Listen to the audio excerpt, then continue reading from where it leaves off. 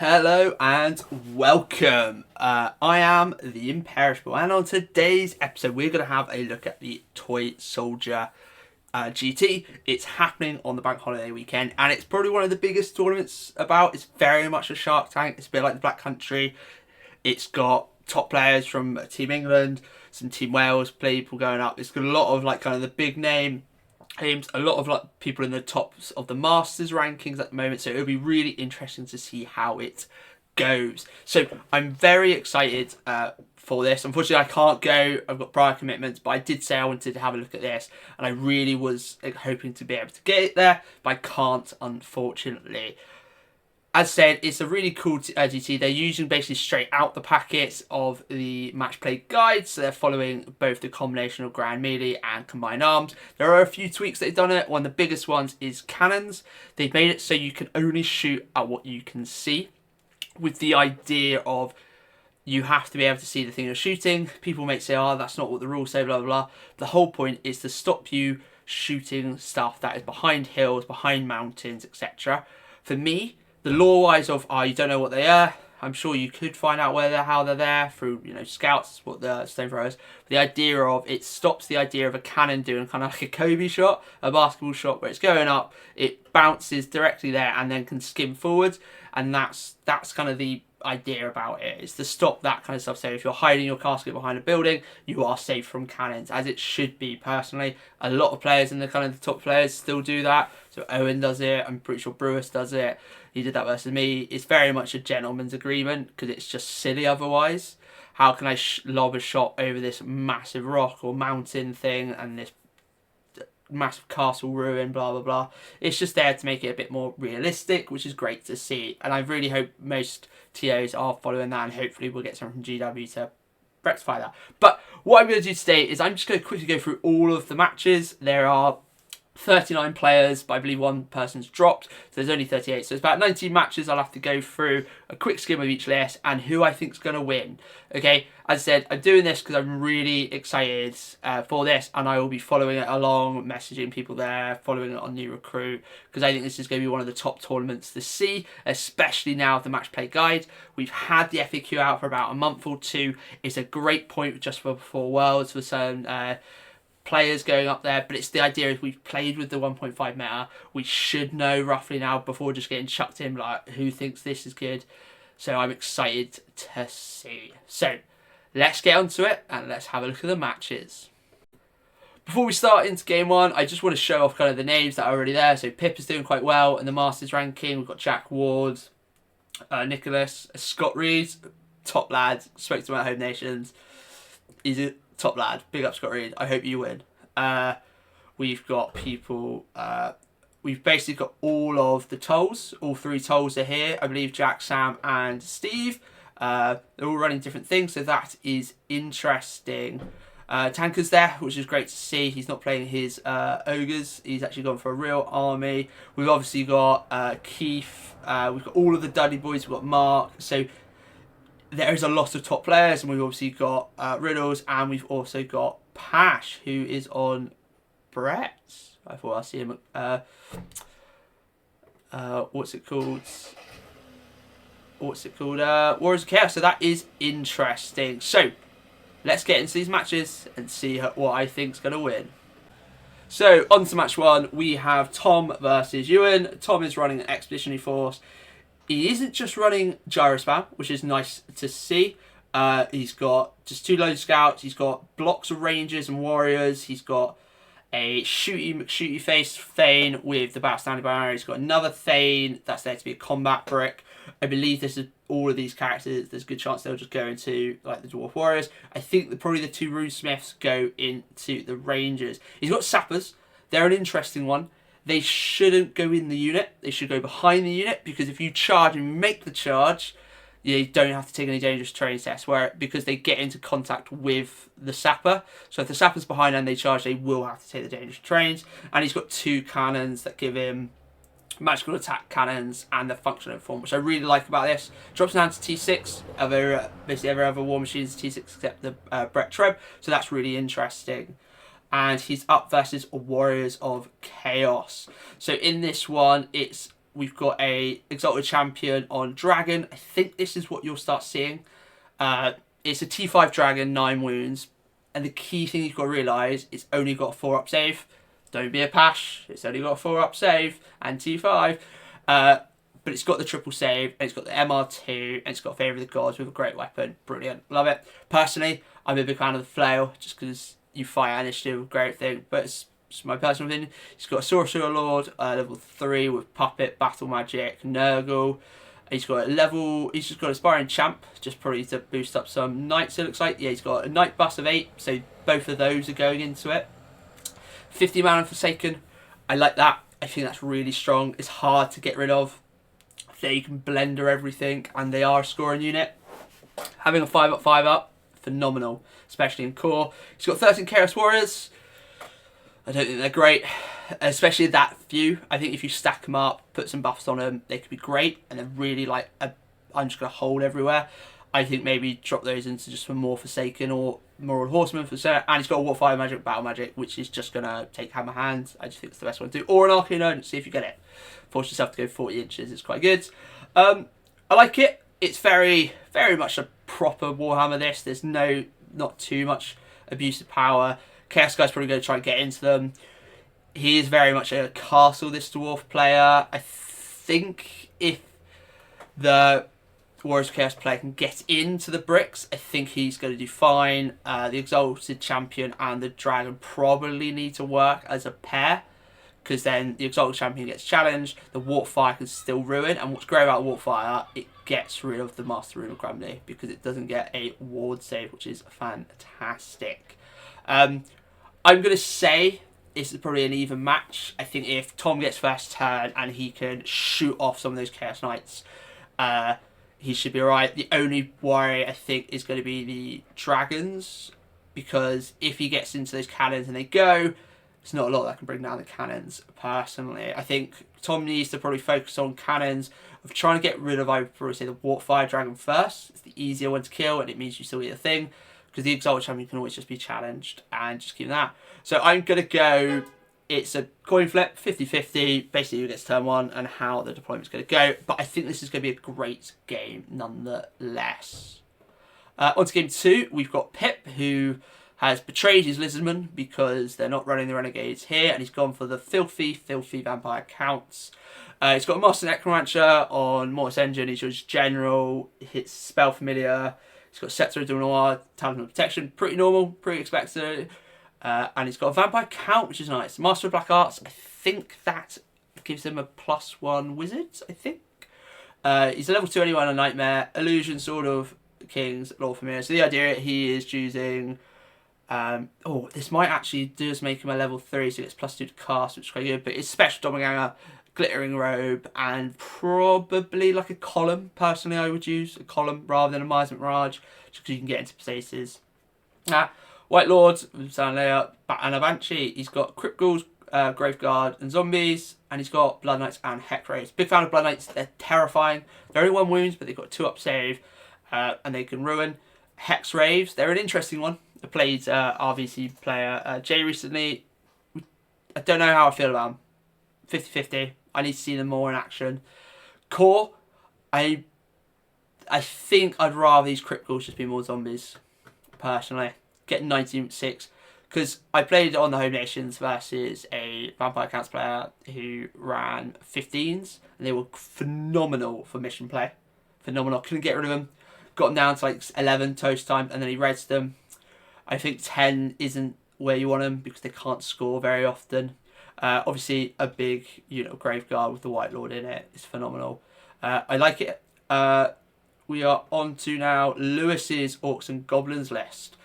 And he's got a traditional Orcs and Goblins list. Very nice. So he's got a Black Orc Warboss on foot, Chopping Shower, Talisman of Protection, Dead Hard Armor. That's really cool. That makes him T6 on foot. Really like that. An Orc Big Boss with a War Banner, Armor of Mork. That gives MR2. Really like that. He's got 2 Goblin Big Bosses. One's got Spell Eater Axe for -2. And just another Goblin Big Boss. He's got a Wood Knob, level 3. With Lord Familiar Battle Magic. I'm guessing Arcane. Oaken Shield, and potentially Hammer Hand, I think is quite good for Orc with knobs, because they get +3 to cast, and you want your Black Orcs to get into combat, and that's where they're all going to go. Obviously, those 3 characters joined 25 Black Orcs, and he seems to have done the correct thing, where you can always get a 3-up save, basically. I don't like the idea of having both Great Weapon or additional hand weapon, because you always want to have that 3-up in combat. 2 lots of Night Goblins, big, nice. Squig Hoppers seem great. And he's got double Doom Diver and a Rock Lobber. I love it. Doom Divers, I think, are one of the best artilleries in the game. They're 100 points. You just hide them at the back. You just throw them forward, and they can basically hit everything they want to hit. Chef's piece. I think this is going to be an interesting one. Pip is a very good player. My thing is, I don't think the Graveguard win versus the Black Orcs here, because they've got a lot of character support they can shoot through. Yes, they're going to be really high at leadership. I think what's going to be big is this vampire count and what he can get into, because he doesn't have any other big threats. The Night Goblins are going to be annoying, and they're going to be sorting objectives better than he can, but Blood Knights will get through those Night Goblins and cause them to flee and whatnot. Once again, this is going to be a tight game.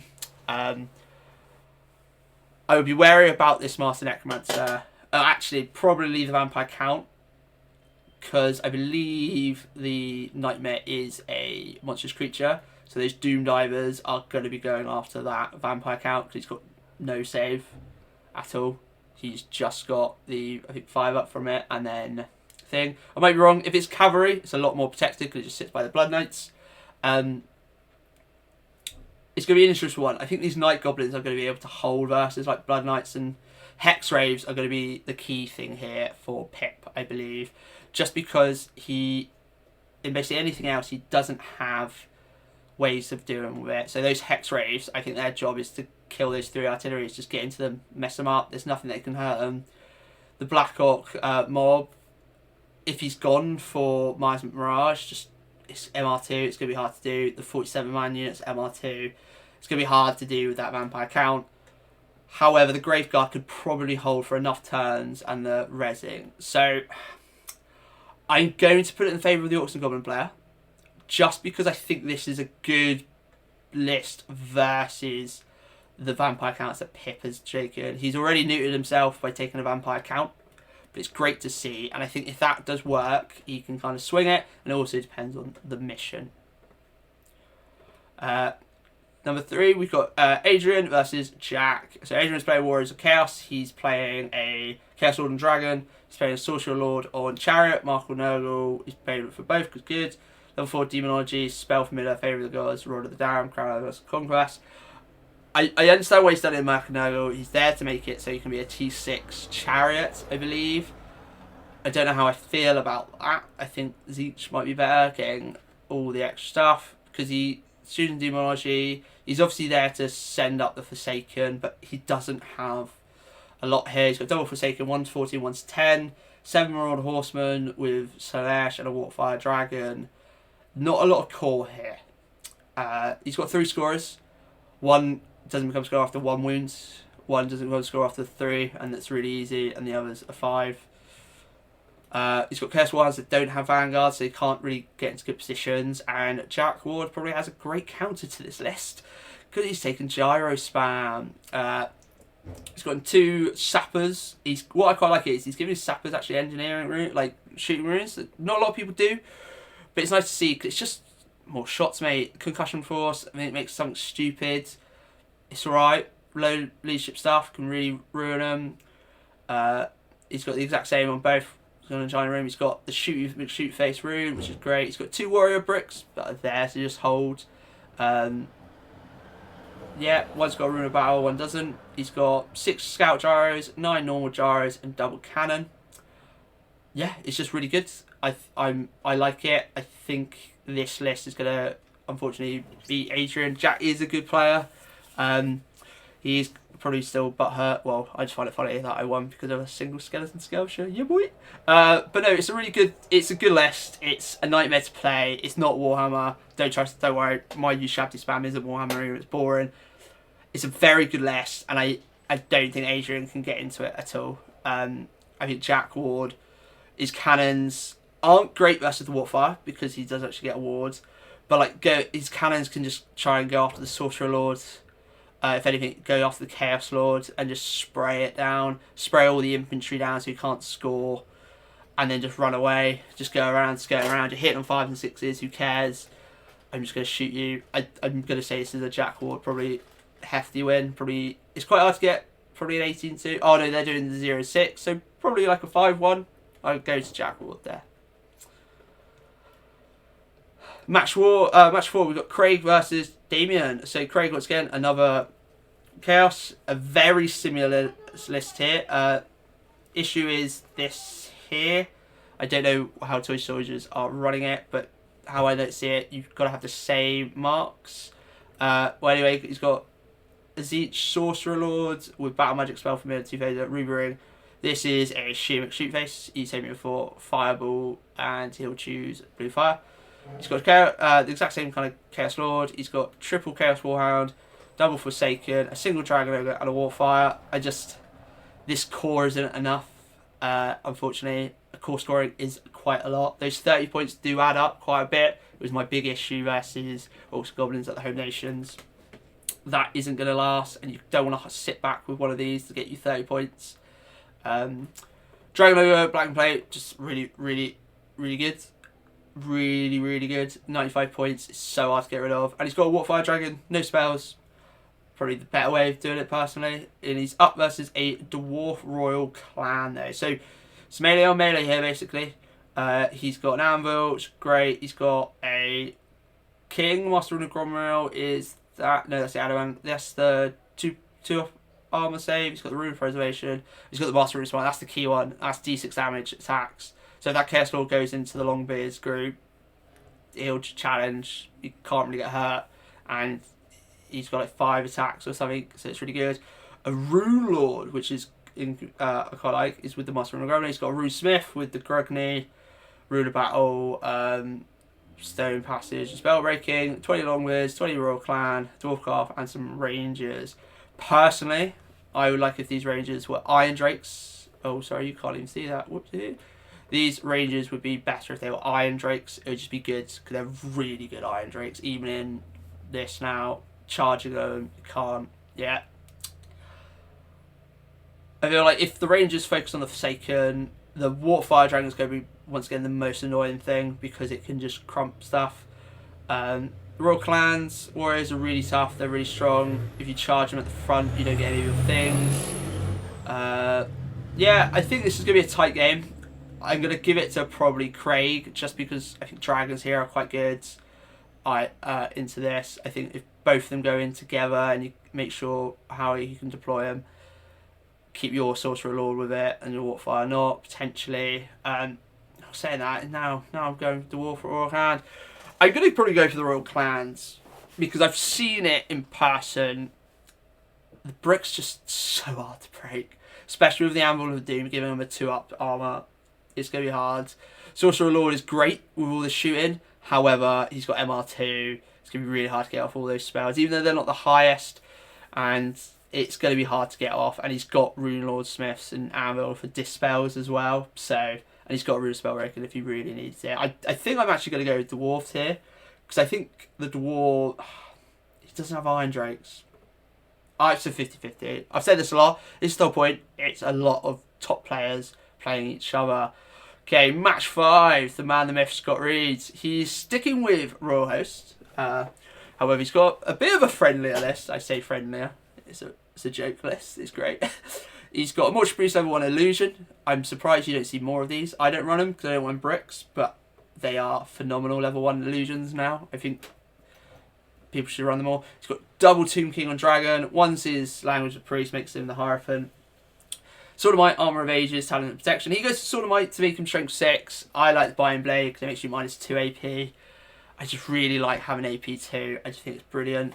He's got another Tomb King with the Warding Splint and the Blade of Anax, I believe, and he's paid for an additional hand weapon that he can't use. So Scott is, hindering himself by 3 points, 2 points. That could be another Soul Skeleton Warrior.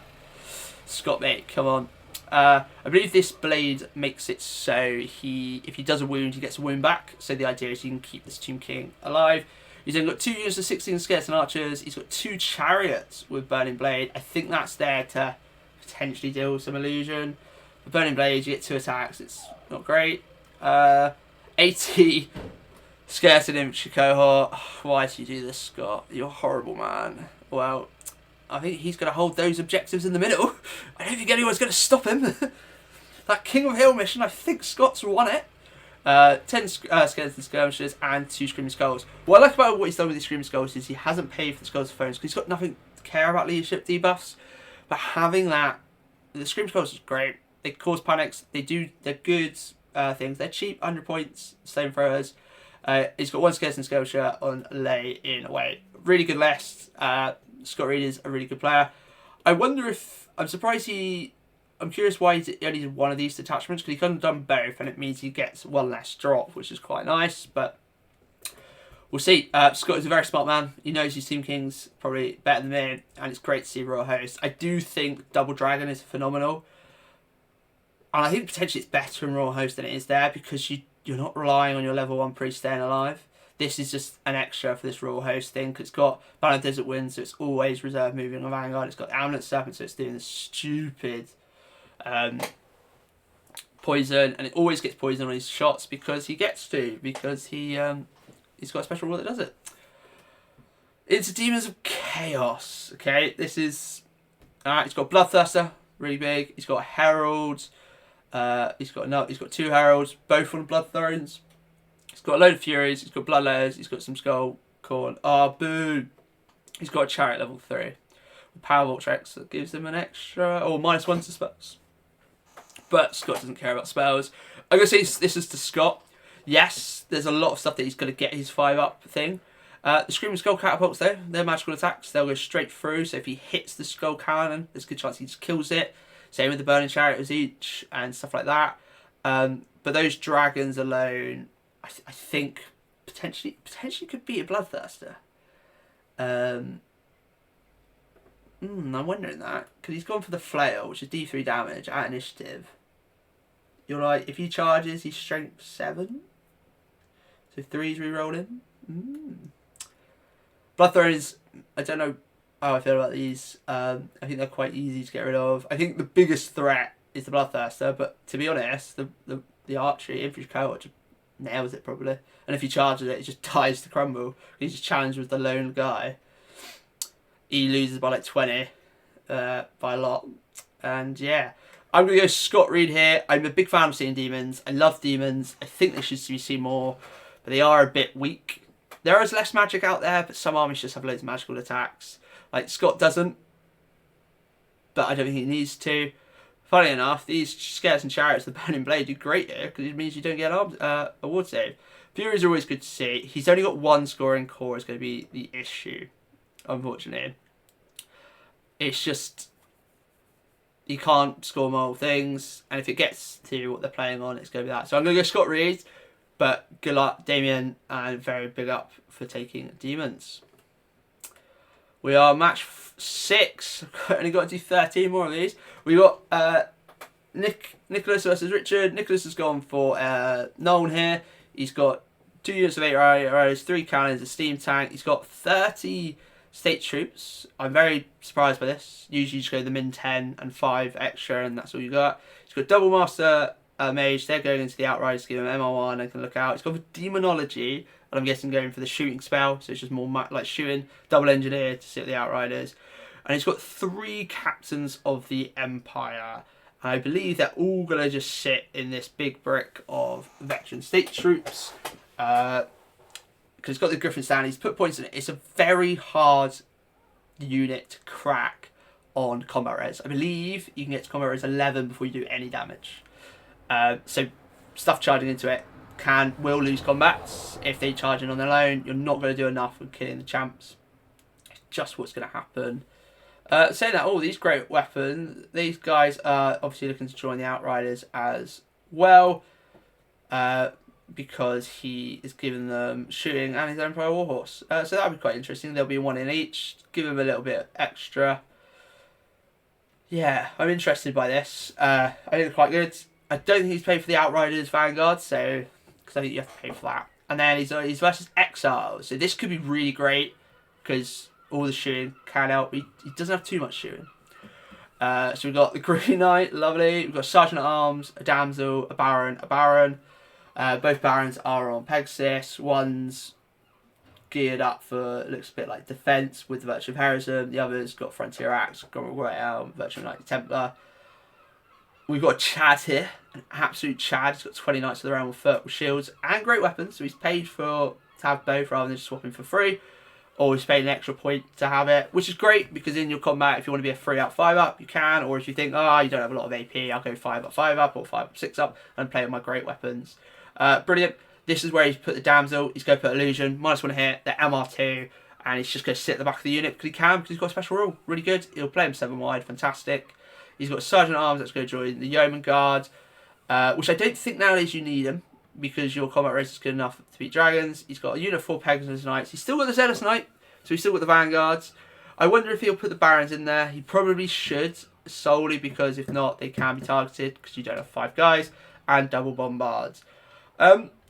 This one's interesting because of the bombard off, it's the cannon off kind of thing. Whoever gets first turn sets the precedence. If Nick gets first turn, he kills off the bombards and then he's free range to kill everything else. I don't think they get that. I've just realised the Knights of the Realm don't get their ward save until they've killed something. So that's not going to be quite hard. Obviously the illusion level 1, but Nicky's got ways to dispel. I think this is going to be a Nicky win. Especially if Nicky goes first. If Rich goes first, I think he's got a chance. If he can get rid of the cannons, with his cannons, I think that's what you do. You push up as fast as you can. You could even get the pegs into that steam cannon and probably kill it in 1 turn with the characters. This is going to be an interesting. This is whoever gets turn 1, I think. The non-state troops aren't great versus, I think the pegs will just clear them off, etc. Same with the Barons. The Knight around on foot aren't the biggest threat. I think Nick's priorities kill the 2 Bombards and then shoot, and then just worry about the Peg Knights and the Barons. He's got the Green Knight. He doesn't have magical attacks, bar demonology. This is why you need to run 3 units. I think if Nick goes first, I think it's his ball game. Richie goes first. It's a different. I think Richie gets it. Even if Nicky does go first, if he messes up, he can't kill those Bombards or can't do enough damage to the Peg Knights those first couple turns. I think he's going to get into them. Obviously, those Peg Knights are probably hidden. He's got a Vanguard 10 inches, so you can see where you deploy. You can play it differently. You maybe deploy them on the line, bring them back. It's going to be an interesting one. I'm sorry I haven't given very good on who's going to win on these games because everything's really, really tight. Okay, we've got into the first person I don't like already. No offense, Chris. We've got Cathay versus Orcs and Goblins. So, however though, this Cathay is a little... I just seen there's a guy in there, but he's bought Mao Ying. The Storm Dragon. He's done Elementalism. Beats it. Amazing. It'd be good to... I haven't actually seen someone play with it yet. Everyone says that it's just because obviously the balloons are better. He's got Shogun and General, level 2, Law of Yang, Battle Magic. He's got extra things, he's got Alchemist Mark. I like these generals. I like them maybe at like level 3. You could even run just the combat characters on their own as a level 1 illusion, -1 hit, and just go for those. I like that. And then he's got the thing everyone hates. He's got a character balloon with army, misery, talisman, protections. It's 9 wounds at 5/5. It's really hard to bring down. It's got all the shooting, all the attacks, all the bombs. It's horrible. He's got Jade Lancer with the Ruby Ring. He's got 2 15 Jade Warriors, which I really like. I'm a big fan of the Jade Warriors. I think they're really good core, especially in Mao Ying. I don't know if he's paid for them to have... I don't think he's paid for them to have the +1 weapon skill with Mao Ying. It doesn't look like he has. Otherwise, they're really good, I think, because they're like weapon skill 5 or weapon skill 6 half the time, with a 3-up in combat with reroll 1s, armor save. They're really cheap. They're great. Double cannon and a sky lantern. It's horrible, horrible, horrible.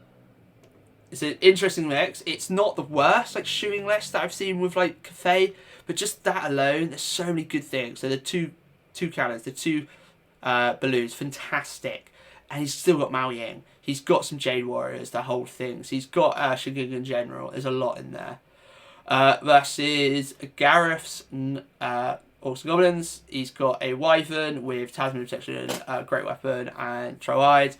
He's got 2 Night Goblin big bosses. One's Battle Standard. They both got Burning Blade. I presume this makes it so.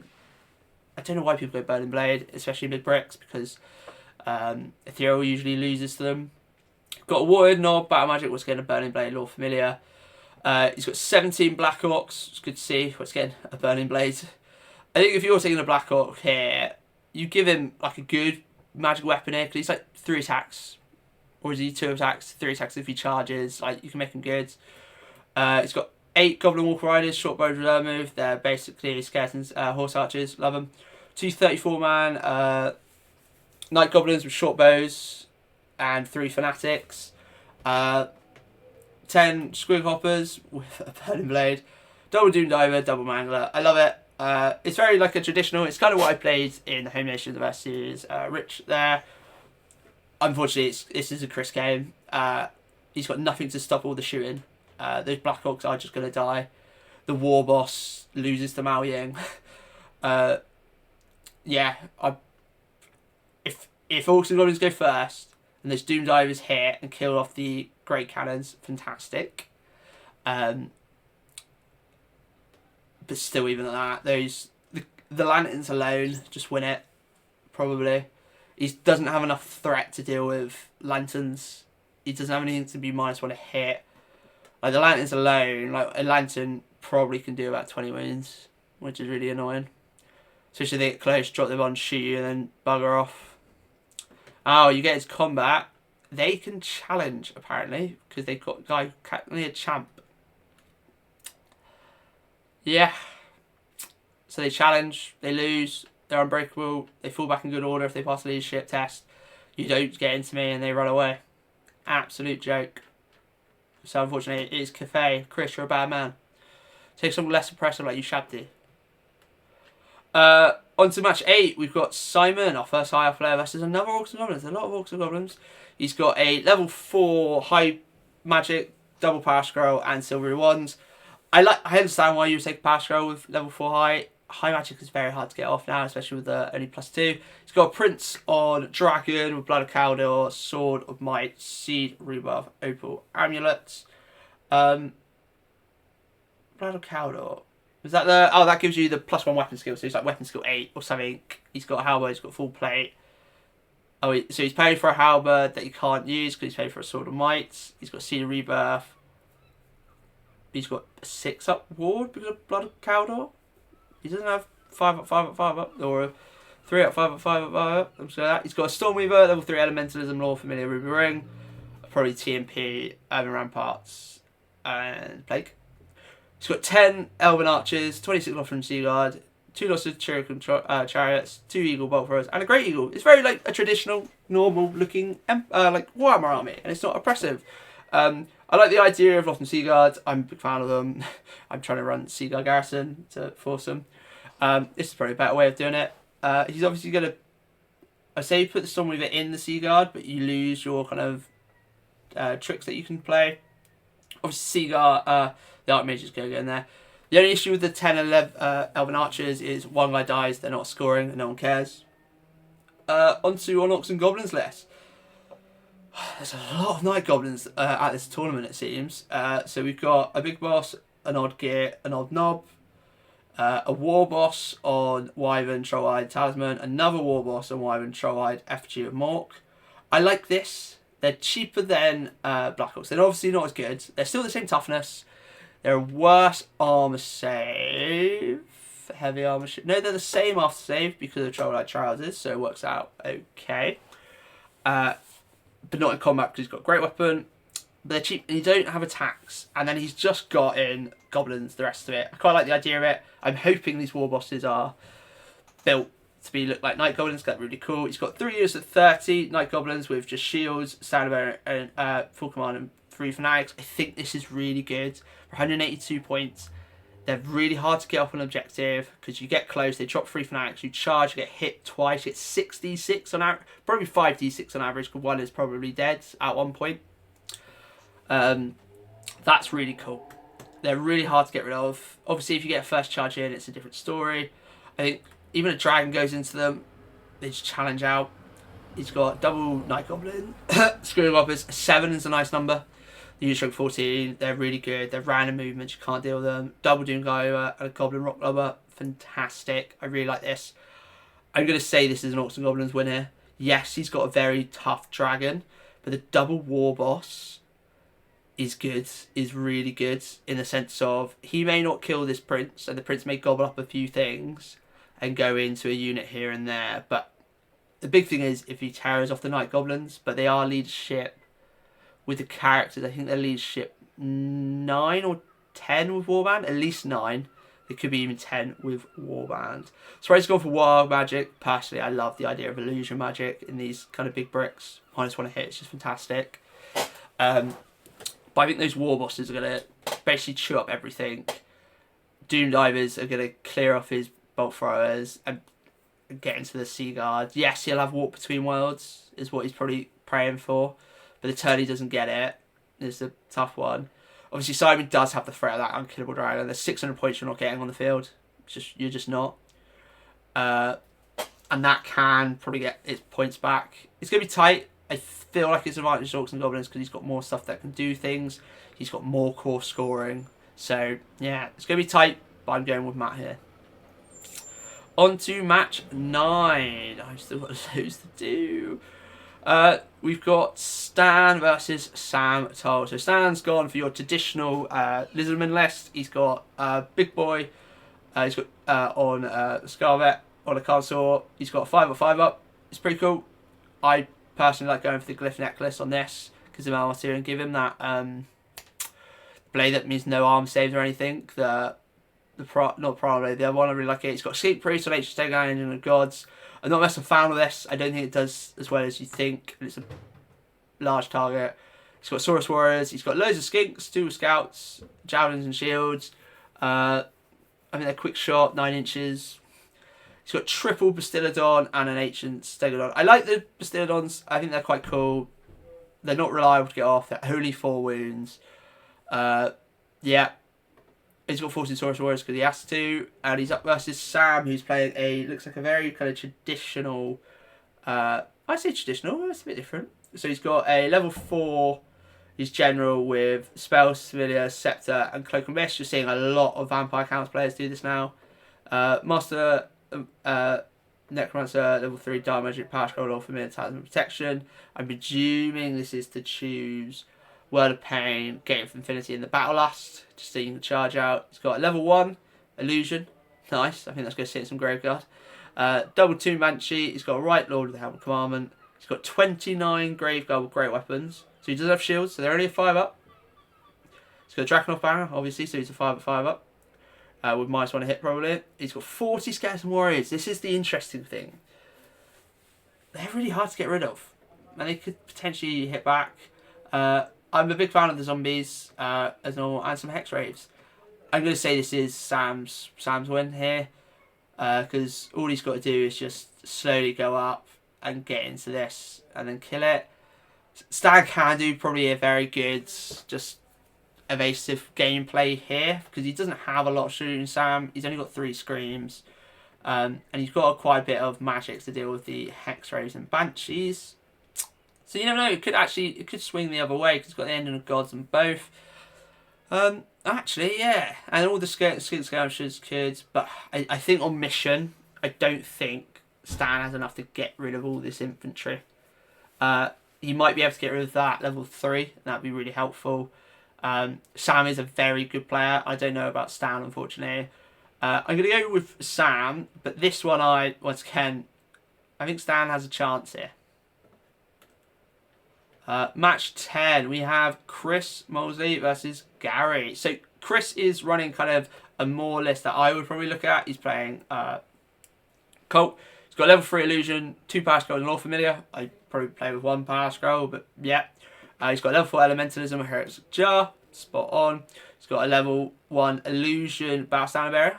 I go for elementalism because worst case, if I don't get something I want here, there's a small chance I get it here. And reroll ones sometimes isn't better than an Urban Ramparts or a TMP or a Plague of Rust. 2 7-man Skeleton Horse Archers, love it. He's got 12 Skeleton Skirmish and Ambush, love it. He's got 10 Ushabti Great Bows with an Ancient. He's got 2 Tomb Scorpions. He's got another 10 Ushabti Great Bows and 2 use 5 and a casket. He is just going to castle out and shoot you. This stuff is very anti-elite. So it's very anti-chaos. It's pretty good versus Brett. Unless they go spam. I think this is one of the best ways to beat Cathay. In Tomb King's way, just shoot 20 Ushabti shots a turn. It's interesting. I think it's good. I like it. I toy around with this. Drop down to an 8-man. Get a bit more core scoring. Go for some more skeleton skirmishers because I think they're key to clear chaff. Because I would say I've played Vampire Counts with this type of list and I just couldn't kill Crypt Ghouls. I had some great shots, okay, and he hit everything that's good, but I just couldn't kill off the things that's scoring points. Versus a Dwarven Mountain Hunter. So this is Grand Army. Double cannon. He's got 2 Gyrocopters, 2 Iron Drakes, got 12 Rangers, 21 Longbeards, 18 Warriors. So brick. So this is very anti-this in the sense of it's going to be very hard for him to kill off these guys because they're going to have very high armor saves, 3 ups with 5 up wars and 6 up versus shooting if they're next to him. He's got a Thane Battle Standard, he's got a Rune Smith, and he's got a King on Shield Arrows, a Rune of Fury kind of thing. He's got the Master Rune of Gravity. No, what's the words? Rune Spell Breaking. I think Chris's job here would be kill this. If he does that, he's in a good stead. It's going to be hard to kill this unit, because this is where everything's going to be, and potentially this unit because it stood next to that. If he gets into, even if he gets into Dwarf Warriors, they've got great weapons. They do hurt you Shabdi with the -1 to hit, might be different. He's got no way of really turning off that -1 hit from the casket. 20 shots a turn, I think he could potentially clear this off in about 3 or 4 turns. This is why I like Skeleton Skirmishers, because they deal with Rangers quite well. It's why I like try and find 2 points to put on Tomb Scorpions, take off like 5 Rangers, and you can deal with them. And I think Gary here's got the core to win it. I love this list, Chris. I think it's really strong. It's just not good versus bricks. From what I've played, I just couldn't deal with it. I can deal with everything else. As I say, I think this won't last long. But then there's a lot of points. That Longbeard unit with everything in it is going to be hard to break as a Tomb King player. And how he's going to play it with the Law Familiar, he's just going to column a Crystallet to be like, you're not going anywhere. You're just going to sit there and Might Mirage the other thing and shoot everything else. I think that's what Chris does. And then he tries to get Skeleton Horse Archers in the core scoring places if it needs to be core scoring. I think Chris could win this and probably will win this because he can get points. However, he can't lose anything. If this unit gets into that 10-man, he's lost that. And from then, it's just a downhill because of usually how we do that. So Chris, I think, has to play very well. I think Chris needs to play very wide and move stuff out. Gary just needs to go after that 10-man Ushabti brick. If he gets into it, it dies to the Longbeards. Especially if he charges with those great weapons. You're striking first, your strength 6, you're going for our armor save. You're a higher weapon skill, so you're back hitting on 4s. Your King and your Thane is hurting, kind of thing. This is going to be an interesting game, and I would like to know, and I might message Chris after his game to see how it went, because I'm curious, because I think this is quite hard for a cult list. Okay, match 11. We've got Ogre Kingdoms versus Brett. We've got Alex versus a tanker. So he's gone for a Bruiser, Death Cheer, BSB, Warbanner, Spell Eater, X, -2. He's got Tyrant with Iron Fist, Ogre Beard, Heavy Armor, Death Cheer, General, Thunderstrike, Tenderizer. Oh, has he done that Iron Fist? So when he's getting shot out, you can use it as a shield. I don't think you can do that, personally. I think you just take the 4 up from the Thunder Task. Talent Protection. I know how fucking strong this is. I hate this thing. Screw you, Mark. So it's very good. 32 Nobbler fighters. Phenomenal. Very cheap. Hilarious. 10 Ogre Balls. So he's gone into the Ogre Balls because he has to take them. He hasn't gone from Iron Guts. Just really, he's got no magic. We'll see how that goes. Cannibal Tome, so the 5-up regen. So he's only got 5-ups with this. I played Mark the other day, he played Ogres, and he had a Battle Magic Wizard, so he had a 5-up. Really hard to get rid of. Saber-Tusk packs, they're brilliant, really cool. I like them in 2s. I would probably run them maybe in 3s. You can spread that and have them as Vanguard. They're phenomenal. He's got double Iron Blaster, one of the coolest cannons in the game. There are a lot of points, and 4 more Fang, very good. Very in your face coming at you with the Nobbler just sitting back. Versus Tanker, who's got a Green Knight, which is going to have free reign versus nearly everything except the Bruiser and the Tyrant. He's got a Duke with Virtue of Heroism, which is really sad for the Ogre player because he can just go after these like Ogre Balls and just cut them all up. He's got a Paladin with Lance, BSB on a Bard of Pegasus with a Falcon Horn Freneman. He's taken it.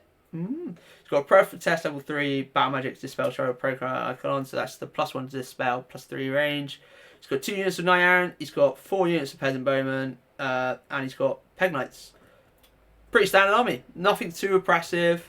He doesn't have like the Ogre Blade thing, he's only got 1 proper fighty Jew. I like it, it's very traditional, I think. This is going to be a great game. I know how strong that Tyrant is because he's -1 damage because of the Thunder Tusk. And if that Thunder Tusk gets in, it just ruins the Tenderizer. Is phenomenal. I love it. However, I think that's all the Ogres have got, unfortunately. Those Ogre Balls will just go down to Pegasus Knights. They'll get absolutely ruined if they get charged, and they probably will be the ones charging. They'll go straight through it. The Morn Fang are a bit more of an issue, and Tanker doesn't have a lot of things to deal with it.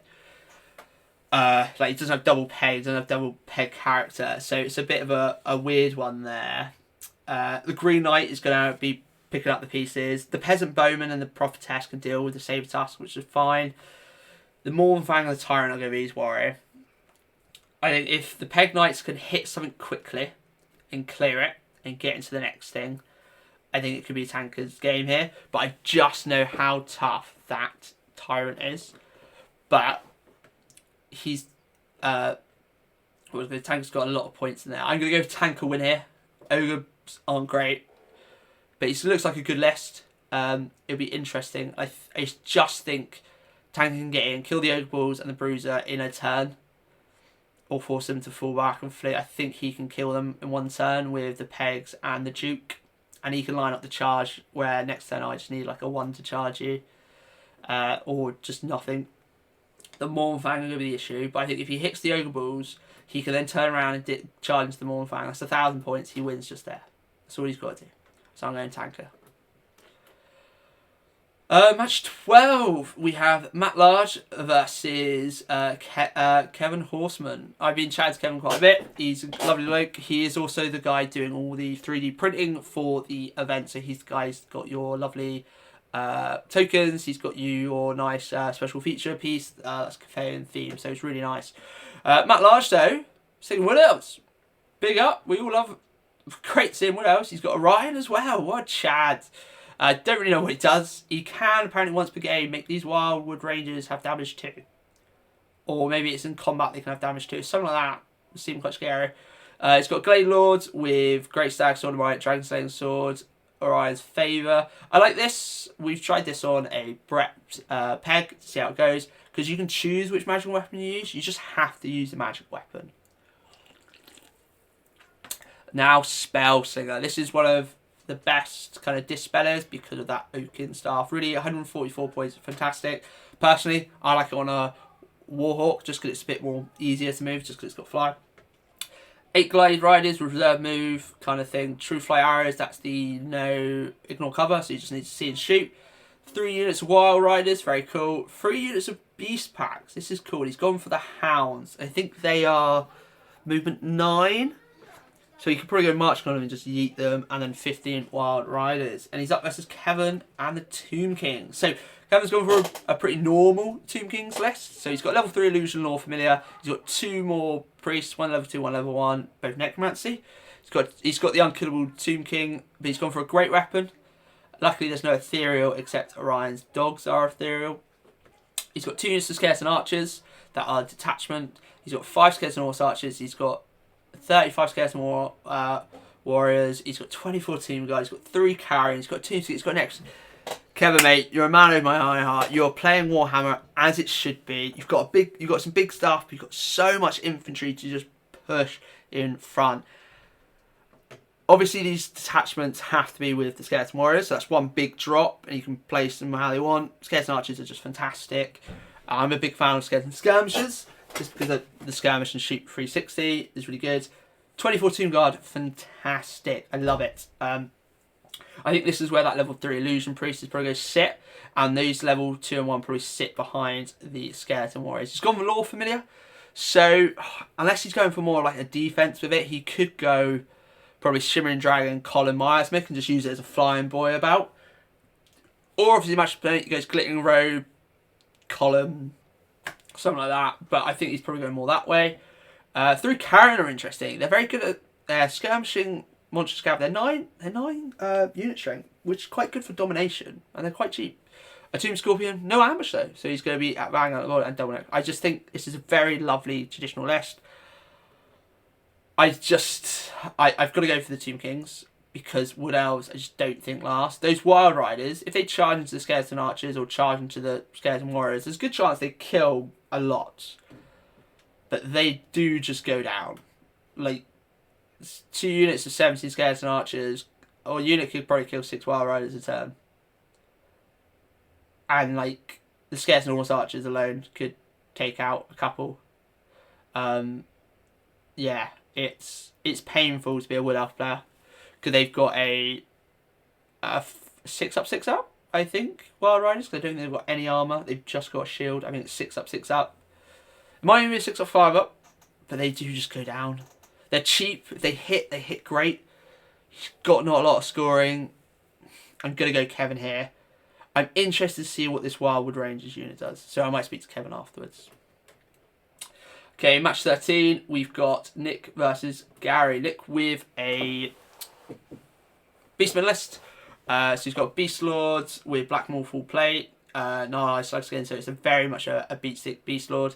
He's got 3 Brace Arms, all level 1. 2 of them have got ambush, one's got Ruby Ring that doesn't have ambush. And he's got a Great Brace Shaman, level 4, Elementalism, Power Scroll, Hack-Tree Fetish, Talisman of Protection, the normal kind of shooty Chariot. Ollie played with it a lot. It's really useful, it's very reliable, and he's got War Gore Battle Stand Bearer.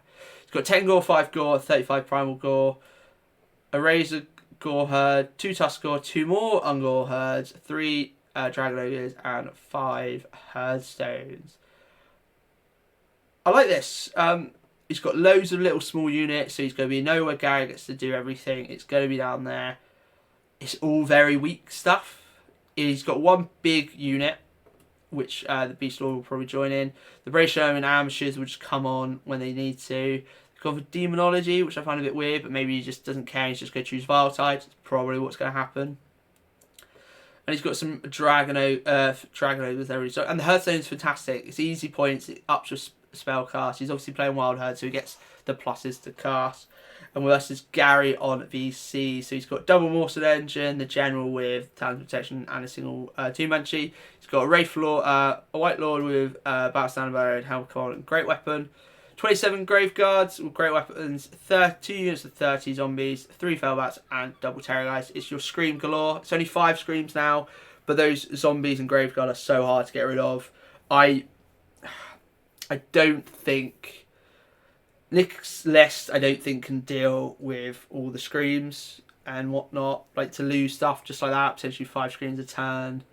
All the Necromancy debuffs. The Graveguard as well. They are such a big unit, because no matter what goes into them, that Graveguard unit just isn't going to lose. Even if it does lose combat, it just goes back 2 inches and then just gets rezzed back up. I'm going Gary here. not because I think Nick's gonna get smashed. I just think the list off isn't great. Like if you're thinking teams, you wouldn't want. I don't think you want a pair here because it can just do it. You've got loads of small units, so maybe that's gonna help, and you play a scoring game. But the zombies are so hard to get rid of, and they're so cheap. The Graveguard brick and the Master Necromancer. You've got nothing really to deal with the Necromancer. Yes, you've got the Hag True Fetish, Great Grey Shaman, but to do like 8 wounds in a turn, 9 wounds in a turn, it's quite hard. You need 6s to wound. Yes, you get to reroll, but you could get 14 hits or something. You might not get the spell off, etc. Like, and if you're in range of Gary is in range of you with the Screams. The Terrorless in combat are pretty good. I'm gonna go for Gary, but we can see how that goes. Match 14, we've got Stephen Toal. He's playing his Warriors Chaos, and he's playing Triple Dragon. He loves Triple Dragon. This time he's not gone for a Sorcerer Lord, he's gone for the Exalted Champion as well, with Armory York Iron, Crown Everlasting Combat, so he's 5 up, 5 up, 5 up. Versus anything that doesn't have no regens or anything, that stops 70% of all damage going through. It's slightly less now because of the you've got to roll 5s separately, but it stops a lot of damage. Yes, you're only T5. That he's got Mark of Zinch. Does that give you MR1 base? I think it might that as well. So maybe that's why he's gone it, just so it's harder to be like Miasmix. He's gone double Chaos Knights and 7 Marauder Horsemen, and then a Warpfire level 1 Battle Magic Hammerhand. So Triple Dragon. He's got 500 points in core, basically to the point it looks like. Yeah, it's going to be very traditional stage. It's very good. It's very reliable. He's up versus Nomadic War. He's got 2 Black Hawk Chariots. One with Great Weapon, Burning Blaze. He's ruined himself here because he cannot use the Great Weapon. It's the big boss with Troll Light Trousers. He's then got his War Boss with Choppy's Chopper, and he's paid for a Great Weapon. Oh no, I lie. Maybe that Great Weapon or the Burning Blade is on the chariot itself. I think Great Weapons might be on the chariot. Choppy's Chopper, Troll Light Trousers, headbutting that. He's got a level 4 Odd Knob Chariot, Sword of Might, Idol of Orcs, the Thinking Orcs. That quite nice. Keeps the that. Crisis list. I've just seen it. It's mad. He's got Black Hawk Chariot. He's got 2 units of 4 Wolf Chariots. He's got loads of Wolf Rider mobs. He's got another 2 Black Ops. This is such a cool list. It's just chariot spam with some ambushers coming in. This is so cool. Unfortunately, it's versus Triple Dragon, which is just going to ruin it, which is really sad. James here, it makes me sad that Steve Toal is just going to bully you with Triple Dragon. You've got my favourite army so far, because I would love to play this with my Royal Host of just chariot spam, and we'll do a chariot off. That would be fun to do, but unfortunately I think Steve Toal's got this. He's Chaos Lords, he's got nothing to worry about, bar maybe this Black Hawk War Boss, but he just flies about and not deals with it. The Warpfire Dragon can pick up these with ease. Yeah, I think this is a Steve Toal win, sadly. But James, you have my favourite army. We've only got 5 more matches to go. We have Jack Toal versus Sam. This is a big game, this. They're both very good players. Jack's doing really well. I think he's the youngest of the Toals, but he's doing really well. He's got Green Knight. He's doing Exiles, Green Knight. He's got Baron, Virtue Navigator, Frontier Axe, the normal. He's got Outcard, Wizard level 3, Dark Magic Pash, got All Familiar, once again. Wet Pain, Battle Lust, and Infernal Gateway, maybe. He's got Paladin on a Royal Peg with Obsidian Loadstone, like that. Banner of the Day's Grace is that the really expensive banner that is no leadership. He's got 5 Matter Knights of the Realm. Cool. I like that. Just what you do. He's got 35 Men at Arms, Yeoman. Good brick. One of the best bricks about. Very cheap. Really hard to get rid of. They've got their special weapons that could be like pole arms or whatever. I really like that. 2 units Mountain Yeoman. Cool. I would like to see these get into 6s, just so 1 unit dies. 20 Peasant Bowman. That's cool. 5-man Pegasus Knights with the Errantry banner. That is the, I think it gives you Impetuous. And is it plus D3 charge? Or it's the +1 strength 1 banner. It's one of those two. It's a really good banner, especially now because you've got such high leadership. and your veteran. So you if he's the impetuous planet, you don't get it. And double bombard, very good, very strong. And he's up versus Sam's double dragonless. So one's got seed rebuff, open out time and protection. So that is a 3/5/5 with a once per game 2-up. He then has a prince with Sword of Might, Armor of Calidor, and seed rebirth. So this has a, I think once again, yeah, 3/5/5, but no once per game, but does have a magical weapon, so that can deal with Green Knight. 16 area, 16 Elves and Archers. This is what I chatted to with Sam, and it's a really good, I think it's quite good for the High Elves, their core scoring. It's hard to just chip off. That's the one that sits back on your strategic locations 2 and 4. They sit in a corner for something else. I like them. 10 Silver Helms to get them in combat with a Ring of Fury, and then 2 5-man princes with Ring of Fury. This is going to be interesting. I think it really is, because the Baron doesn't want to go into those princes because the stomps really hurt it, and it doesn't have a ward save until it's done something. Same with the Peg Knights and whatnot, but everything else, it's laughing at charging. The Bombards are going to have fun. I think the Bombards need to go after the Silver Elms, Dragon Princes, because I don't think they'll hurt the Princes because of the triple save and they'll once per game 2-up, because you don't have virtue of the heroic killing blow guy. So Sam can use the Opal Amulet versus cannon that wounds. This is going to be a big game, and I might get Sam on afterwards and have a chat about how he did at Toy Soldiers, because I like this list. I've played against it. It's really good, so it'll be interesting to see. I don't know. It's cool. I'm not going to. Jack is a good player. I think he's the youngest of the tiles. He's got years to come to be even probably the best tile as well, which is mad. Jack's a lovely lad as well, so that'll be a really nice game. That'll be a fun game to watch because they're both lovely players as well. So probably that's my game to watch. The one I would like to watch. Maybe we should start getting streamers going. Cool. We're on match 16. We've got the lovely Mark. We've got a VC off. Okay. Mark cried when he saw this. He's hoping to not get VC because it's a boring game. But I think Mark's good enough that he can do it. Ice Scream V6. This is version 6 for Mark. So he's got a level 4 Necromancy Talisman Mutation, that's his general. He's got a level 2 Necromancy Mortis Engine. I was wondering about it. I think he's done it just to get the +1, and it's a cheap thing. It's got a lot of stuff. Double Banshee, it's got the White Lord. I think the main reason why he's done it is to keep the double Banshee, keep the double Mortis Engine, but get this White Lord in with the Helm of Commandment BSB. He's got 27 Grave Guard, he's got 26 and 20 zombies. He's gone for great weapons on the Great Guard, 3 Felbats and 2 Terror Guys. So this has got 6 Screams. He's keeping the Scream build. He's got his Grey Guys, he's got his zombies. And he's up versus a kind of a different one. So he's got double Cane Wraith. He's got Master Necromancer on a Nightmare, Spell Familiar, Scepter de Noir. He's got another level 3 Mortis Engine, Necromancy, Crown of the Damned. So that's a 4-up ward, but stupid. No ward save on this guy, and that's the general. Mark is a good player. Mark is going to be able to scream him, and then he's going to die. He's only got like 4 wins. Get minus, yeah, that's going to be interesting. Double 2 Banshee in a White Lord with Helm of Commandment. He's gone for Charm Shield. Everyone and a little different. 23 Grave Guards with an Obsidian Lodestone Dragon of Banner. Double Zombies and 10 Blood Knights. Whew. Issue is, Blood Knights are only leadership 7 and they don't have a ward save. They're really bad, I think, versus Screams with a couple Spiritual Vortexes.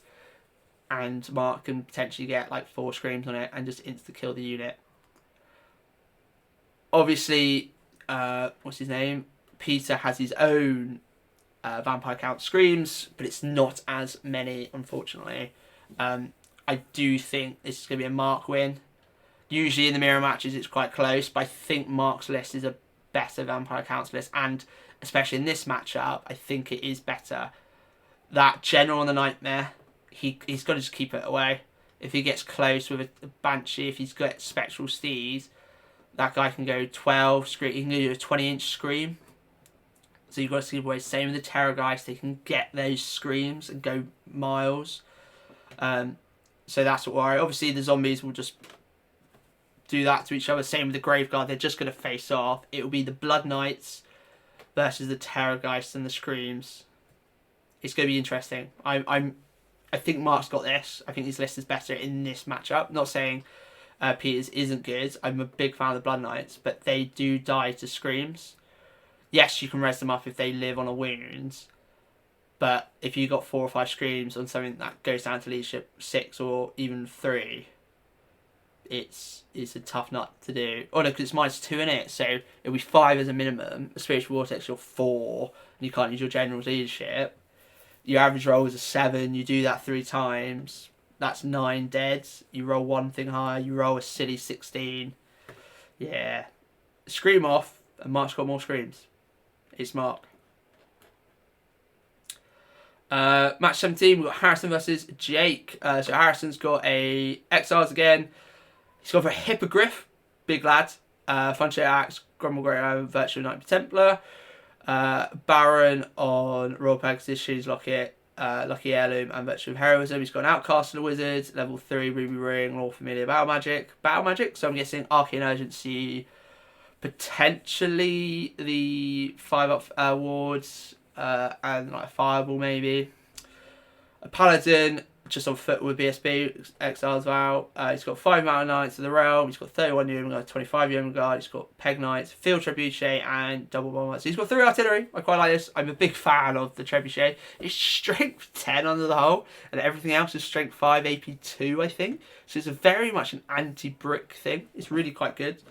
He's got a War Banner in here. I'm guessing he's going to put this Paladin into the Yeoman Guard, just make it really high thing. It's a quite nice list. It's not oppressive. He's got the Pegs Knights, so he gets reroll versus shooting. It's probably where this Baron goes, and this Baron just goes on its own. Jake, though, has got, for just normal Grand Army, he's very much set on his ways on this. I like how he does it. He's got level 4, level 3. Level 4's got Hag Tree. Level 3 is your general without the Hag Tree. He's got 2 12-man gore there to hide these characters in and their scoring. 15 or 14 gore, more scoring.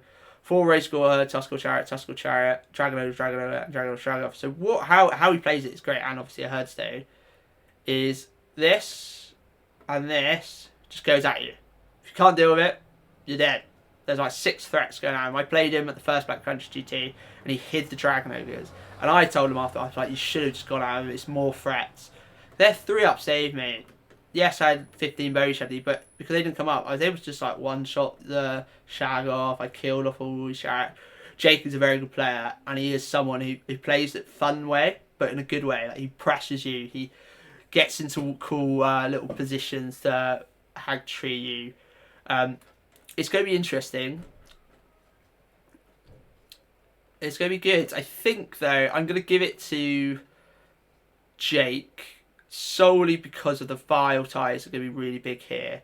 Because he doesn't have a ward save. So if he can get 2 Vile ties off on the Baron, you've only got a level 3 Dispel. He can cast that at +3.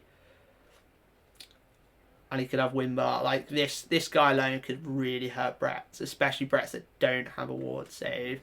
And Jake is a very good player, but I've heard so is Harrison. So this is a clash of the clashes here. So could go either way. I'm going to say Jake, because I know what he's like with these things. The Dragon Ogre is a really, really strong kind of thing. He's got no Shard attack, so Pegs going to them could do quite well, because the heroic Killing Blow thing, the Monster Slayer and all that kind of stuff would be good. But the Dragon Shagoff is so hard to get rid of now, because it's got a 2-up, 5-up with Slag Skin. Phenomenal. So good. It's really, really strong. And that alone could just go into Yeoman Guard and just kill a unit of Yeoman Guard. It can get into it. The Bombards are probably the way to get rid of it. You bombard it twice a turn. Or you bombard, get rid of the chariots, get rid of the threats. It'll be interesting, but I'm going to go Jake. Match 18. God, I've done this for an hour. We've got Mark versus Keith. So Mark is gone, once again, a traditional Beastman. He's got a level 3. He's gone for a combat Great British Airman here. So he's got heavy Chaos Armor. He's on Tuskar Chariot. He's got the Black Maul, Slice Skin, Uncanny Senses, and Dark Magic. Dark Magic. Why would you want Dark Magic from this in this setup? I don't. Oh, and there are some assailment spells, so that's why probably. He's got another level 3 on foot, Hagtree Feshes, Heavy Chaos Armor, Slugskin, Demonology. Why Demonology? I'm guessing it's going to be down here. I quite like this. The Chalice of the Dark Ruin is horrible for a Tomb Kings player and anything that's shooting. So just half the shooting range and no war machines. He then has triple Braystone, all in Demonology, but I'm guessing he might just do them all Vile Tide. He's then got a Wargold, Battle Standard Barrier. He's then got a... Oh no, so he is doing Wild Herd. It just doesn't say there. He's got Primal Warbands. He's got 2 of them. 15-15, 14-13. He's got 2 Tuskor. He's got Raise Gore. He's got another Gore Herd with Ambushes. That's quite cool. Hearthstone and Dragon Ogres. It's very much come at your face, see what happens. I'm going to try and kill you. But it is versus Keith, a very, very good player and a lovely bloke. He is... It looks like he is playing Mark's List. Seems very identical. Level 4, Necromancy, Mortis Engine, Talisman of Protection. Level 2, a Mortis Engine. Double 2 Banshee, a Wraith Lord. White Lord, sorry, with additional armor, weapon, shields, Graveguard with great weapons, 2 zombies, Fell Blast, and a Terrorgeist. So Keith played Jake in the final game of the Black Country 2. It's versus something like this, obviously with only 2 Vile Tides. Yeah, I think the Screams can really deal with here. The Graveguard just being so much better now, having them, because he played basically the same list but with crit ghouls. But that Graveguard unit being could be like weapon skill 7-8 is hilarious. He doesn't have a threat. He doesn't have shooting. He doesn't have cannons. He's got no use, so he is just going to be able to turn up and just push at him. I think I'm going to go Keith here. Keith's a really good player. I think Keith, from playing Jake, he knows what he's got to do. It's harder for... So Jake had his Shamans in unit, so he couldn't just scream the Shaman off, but he should be able to scream the Tuskor Chariots off. The Primal Warherd, he could just charge with like Fell Blast. The Graveguard would just go sit on an objective, not get moved, kind of thing. I think this is Keith's game. And it's Keith's. And then finally on match 19, but I will go over Pash's list because it is different. Here we've got Tundrick versus Ollie, and we've got Demons of Chaos with a Bloodthirst with Collar of Corn, Armor of Corn, Bloodfell. We've then got Demon Prince with Fly of Tzeentch, level 4 Demonology, Twin Head, Power Scroll.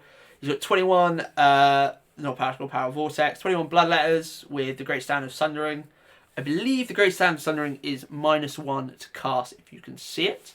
Power Vortex, I believe, is -1 to cast if you are within Dispel range. So this is a -2 to cast army with all the core stuff having MR1 and Bloodthirst having, I believe, MR2 because the Collar of Corn, maybe even MR3. I can't remember exactly what it is.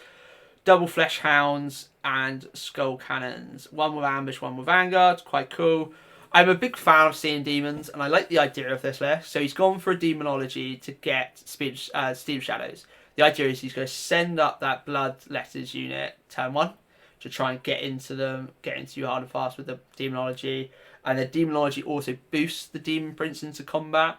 He's also got Demons each, so you can swap for the -1 tough, like the -D3 toughness initiative, so you can deal with it there. But he is up versus Ollie, who's got Cromwell, who I think is one of the best named characters in the book, in the game.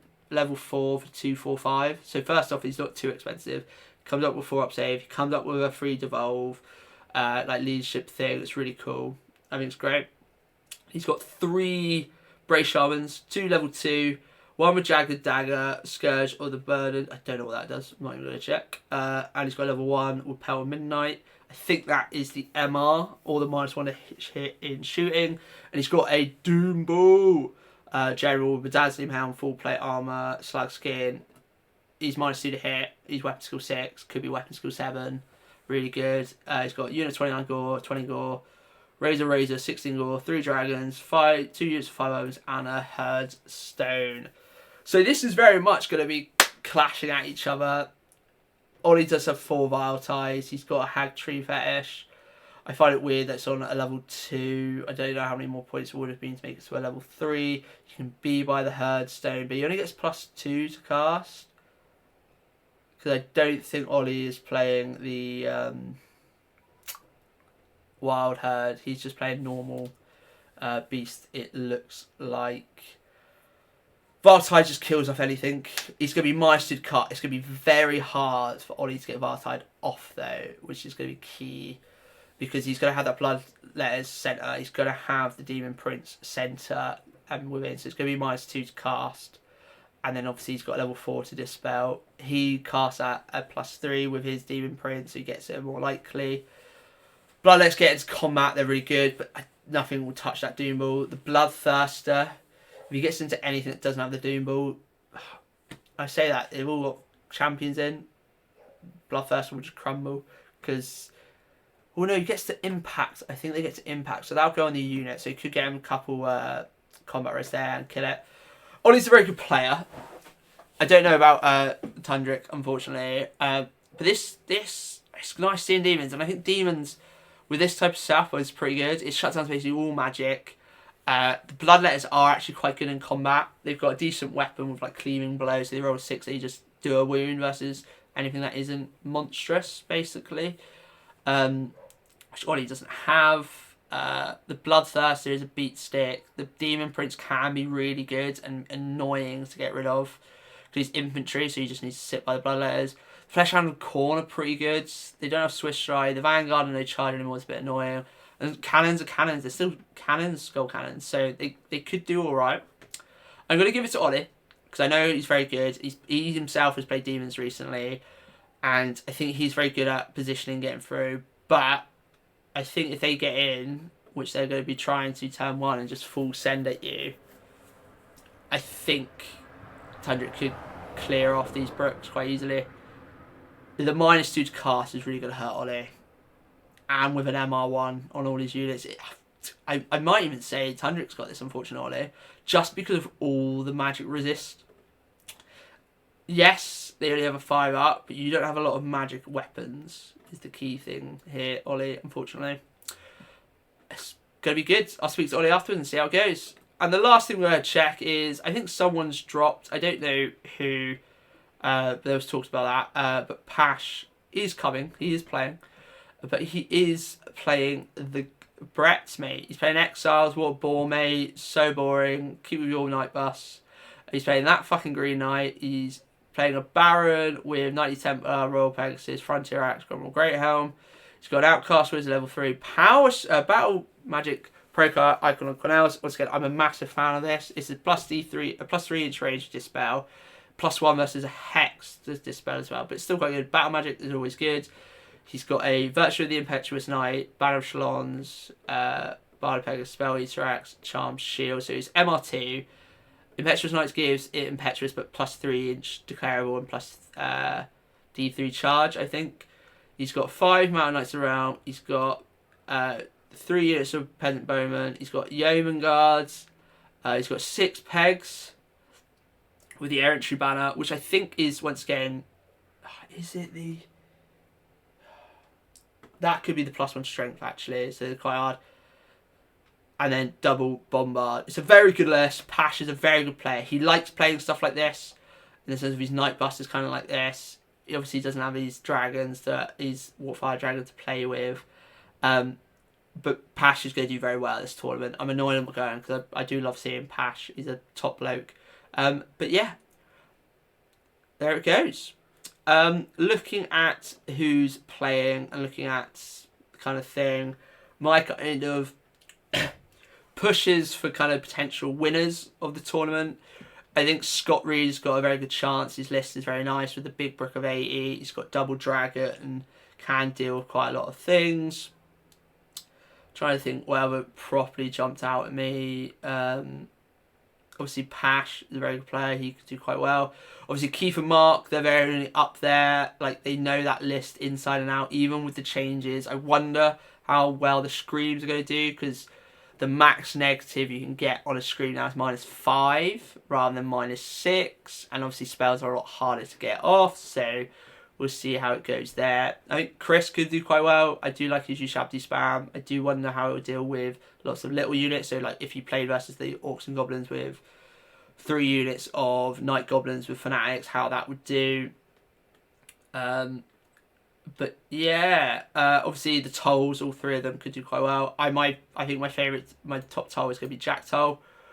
There's usually quite a lot of Adams to do best Adam. I think Jack Ward will do well with Gyrospam, but once again, let's just see who he's up against and how his rolls go.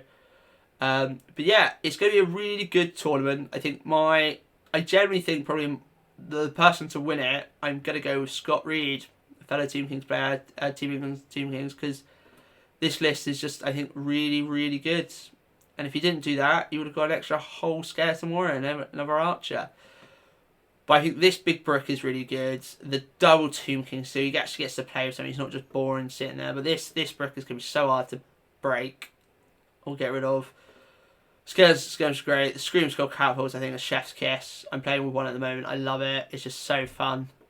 105 points for a very good thing that causes panic tests. The double dragon's great. Yeah, because I was going to my second dragon doing like Armor of Destiny, so 4-up ward. Or you do Ward and Split and you give him like a really good weapon. I was thinking like Conqueror's Blade and you go in together. He does the challenge on a 5 or 6 as a killing blow. You go after. Or if you get into some big like Death Stars, that are some good characters, you challenge or you don't challenge. They challenge. You accept the Tomb King. The other Tomb King you put in your into the other thing with Conqueror's Blade, but I think Scott is a very good player. He's played this type of bricks before. He knows how to use it very well, and it's very good for mission play. The Skeleton Archers are great for mission play. I think, safe to say, I think he's probably my number one to win it. I think, with Keith and Mark up there, Jack Toll up there. Yeah, I think it's going to be a very good, and it's going to be very bitter in the sense of there are so many good players here. It's going to be a very, very tight. Like Sam's Double Dragon, I think can do very well. He's very good player. He knows what he's doing. So yeah, it's going to be interesting. So that is me going through all the games for the Toy Soldiers and my kind of opinions and what I think is going to happen or how they should play. This is going to be an absolute tournament of tournament. It's basically pre-masters at this rate. There's probably about 10 people there already in the top 24 or something. So it's going to be interesting to see some really big names in the community. So like Pash, the Tolls, Keith and Mark are there. Obviously we've got Scott and Ollie. So I think it's going to be a really good weekend. I'm sad I'm not there, but I can't wait to hear all about it and probably bring on whoever wins. We'll try to get on whoever wins and talk through their games, how they found it, etc. But yeah, that was great. Thank you very much, guys. Sorry for the upload schedule and it not being up for that. I've been away on holiday. I'll probably do a quick short before this because not a lot of people get to this point. But no, thank you very much, guys. I hope you enjoy. Please like and subscribe and ta-ra!